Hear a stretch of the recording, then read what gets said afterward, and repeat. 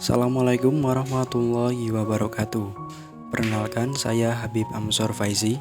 Di sini saya akan membahas mengenai moderasi beragama. Berbicara mengenai moderasi beragama, tentunya kita harus mengerti apa arti dari moderasi beragama itu sendiri.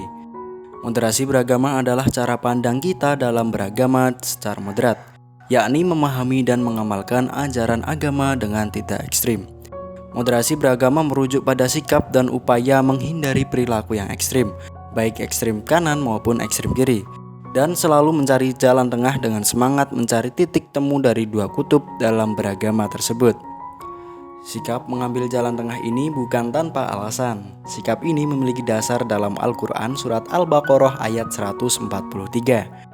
وَكَذَلِكَ جَعَلْنَاكُمْ أُمَّةً وَسَطًا لِتَكُونُوا شُهَدَاءَ عَلَى النَّاسِ وَيَكُونَ الرَّسُولُ عَلَيْكُمْ شَهِيدًا وَمَا جَعَلْنَا الْقِبْلَةَ الَّتِي كُنْتَ عَلَيْهَا إِلَّا لِنَعْلَمَ مَنْ يَتَّبِعُ الرَّسُولَ مِمَّنْ يَنْقَلِبُ عَلَى عَقِبَيْهِ وَإِنْ كَانَتْ لَكَبِيرَةً إِلَّا عَلَى الَّذِينَ هَدَى اللَّهُ وَمَا كَانَ اللَّهُ لِيُضِيعَ إِيمَانَكُمْ إِنَّ اللَّهَ بِالنَّاسِ لَرَءُوفٌ رَحِيمٌ.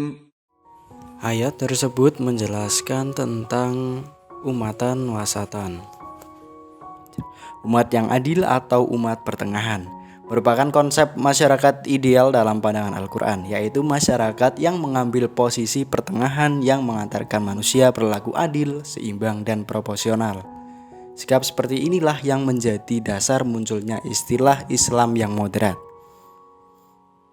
Akan tetapi pada saat ini dalam konteks beragama, memahami teks agama, terjadi kecenderungan terpolarisasinya pemeluk agama dalam dua kutub ekstrim. Satu kutub terlalu mendewakan teks tanpa menghiraukan sama sekali kemampuan akal atau nalar.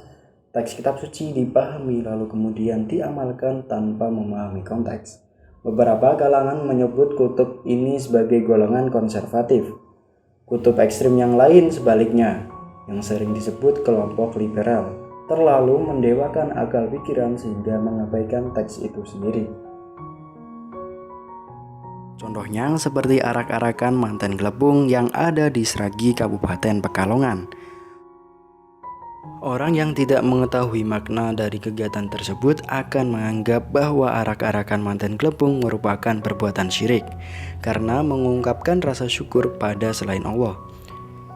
Namun bila dipahami lebih dalam, kita bisa mengetahui maksud yang lain dari arak-arakan manten gelembung tersebut.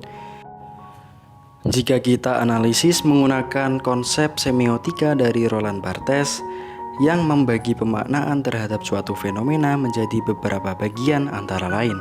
Yang pertama denotasi, yakni makna yang sebenarnya atau fenomena yang tampak sesuai dengan panca indera. Kemudian yang kedua konotasi, yakni makna yang muncul karena adanya konstruksi budaya sehingga ada sebuah pergeseran makna tapi tetap sesuai dengan tanda tersebut. Kemudian sebagai tambahan ada mitos, di mana aspek konotasi menjadi pemikiran populer di masyarakat, maka mitos telah terbentuk oleh tanda tersebut. Dalam kasus arak-arakan manten gelembung, denotasinya adalah sepasang pengantin yang terbuat dari bahan dasar tepung ketan dan gula Jawa, yang dinamai dengan manis dan gendis. Kemudian konotasinya adalah manten gelembung dari tepung ketan dan gula Jawa serta dinamai manis dan gendis tersebut sebagai tanda atau simbol dari gula yang akan diproduksi, serta sebagai perwujudan doa agar lancar dalam proses produksinya. Jadi jika kita lihat dari konotasinya, arak-arakan manten gelembung hanyalah sebagai tanda atau simbol dari doa kita. Sedangkan tujuan dari doa kita tetap kepada Allah Subhanahu wa Ta'ala. Jadi kesimpulannya adalah kita harus mengetahui dengan pasti makna suatu fenomena yang sebenarnya.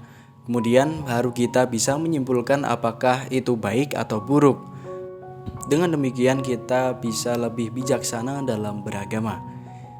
Itu saja yang bisa saya sampaikan. Akhir kata, wassalamualaikum warahmatullahi wabarakatuh.